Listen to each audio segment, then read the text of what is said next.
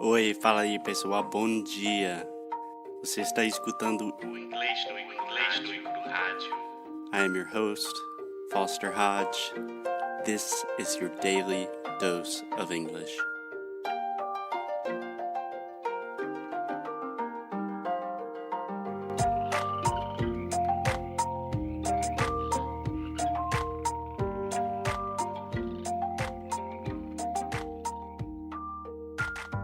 Hey, what's up guys? It's Foster from Inglês no Cru.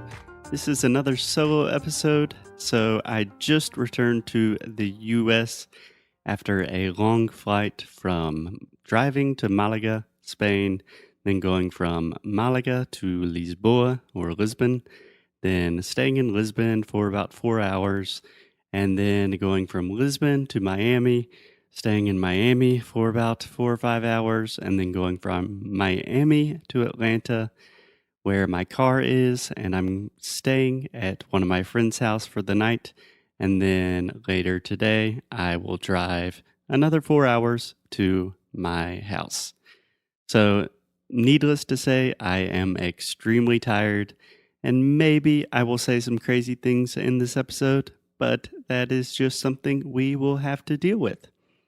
Anyways, Alexia is still traveling in Portugal with her dad. I am very jealous of her.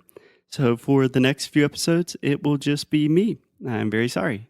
But in a few episodes, Alexia will be back in action, back on the show. But it is probably a good thing that is just going to be me, because this week or today and a little bit next week, I'm going to continue talking about this article, 6 Reasons Why Brazilians Do Not Speak English. And I imagine it is probably very difficult for Alexia to say bad things about Brazilians. And really, it is also very difficult for me to say bad things about Brazilians, because honestly, I love Brazil, and the reason I love Brazil is because I love Brazilians. But in all honesty, I am not talking about Brazilians specifically. I am talking about the Brazilian educational system. So please, please do not judge.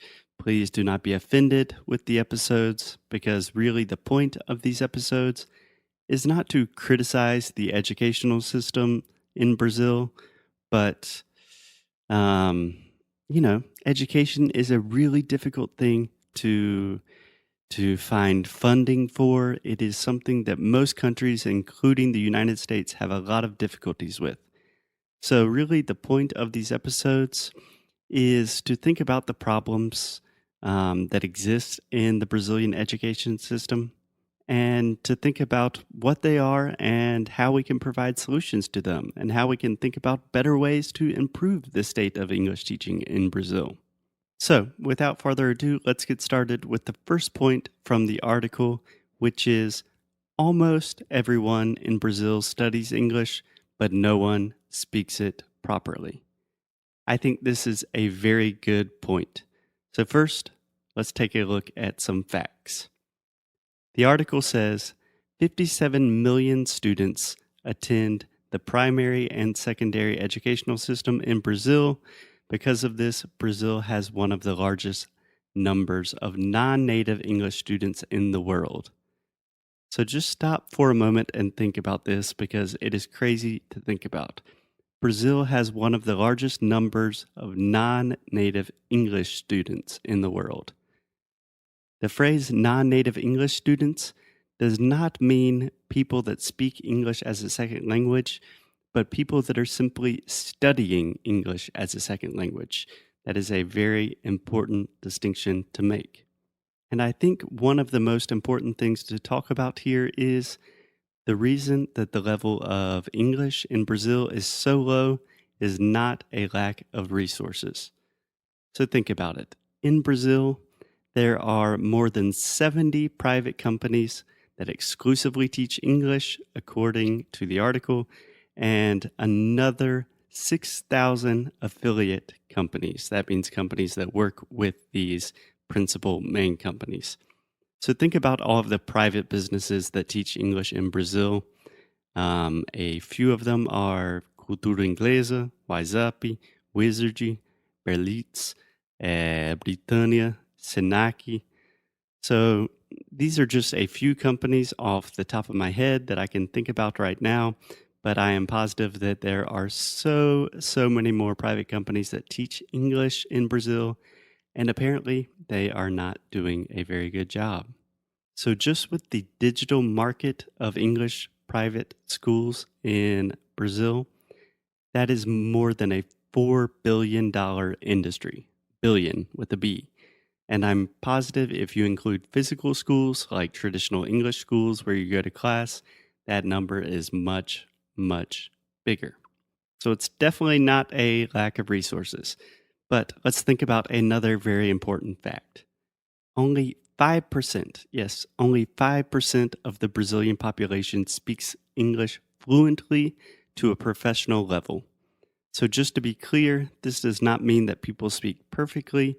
It's not like they speak exactly like a native speaker, but they speak well enough to work in an English speaking environment proficiently. And the really bad, depressing thing is, at least for me here, is the level of English speaking and the level of English teaching and education in Brazil is getting worse. According to the English Proficiency Index, Brazil went down 12 spots from 2017 to 2018. So, the English Proficiency Index is a huge survey from the company Education First that measures all of the English teaching and statistics in the world. So, last year, Brazil was ranked number 41 out of 88 countries measured. And this year it was ranked number 53 out of the 88 countries that were measured in this survey. So the trend is not moving in the right direction. So we know that there is a big problem that almost everyone studies English in public schools, and then a really big percentage of the population spends even more money and even more time studying in private schools, but still only 5% of the population. That means only 5 out of every 100 people are really reaching their goal, their objective, which is to speak English fluently, I imagine. So, in the next few episodes, I will keep addressing the points in this article and try to give some explanations and hopefully some solutions about how we can make the English situation improve, make it better in Brazil.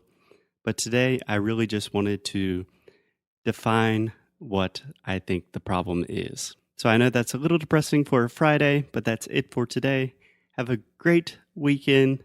I will spend this weekend resting and thinking about how we can improve the educational system in Brazil, especially in regards to English. Okay, I will talk to you guys on Monday.